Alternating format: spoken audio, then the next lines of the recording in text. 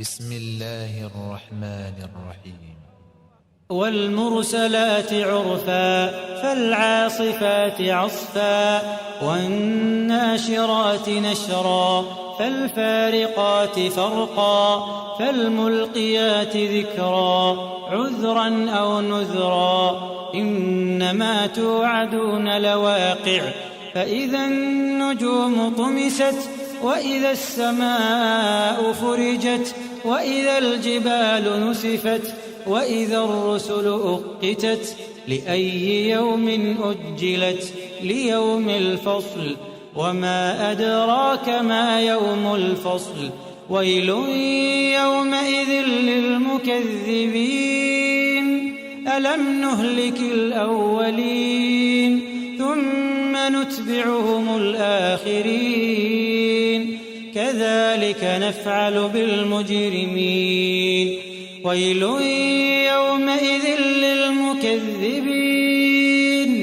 ألم نخلقكم من ماء مهين فجعلناه في قرار مكين إلى قدر معلوم فقدرنا فنعم القادرون ويل يومئذ للمكذبين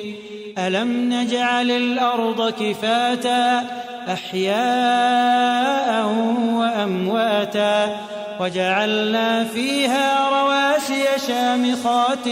وأسقيناكم ماء فراتا ويل يومئذ للمكذبين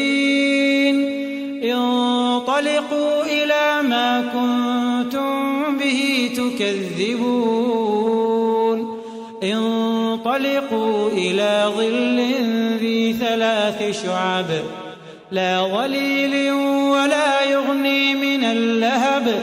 إنها ترمي بشرر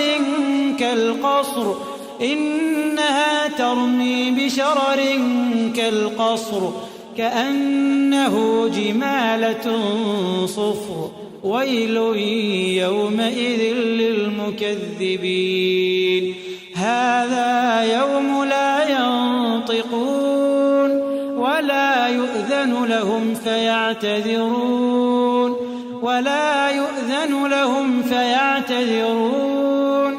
ويل يومئذ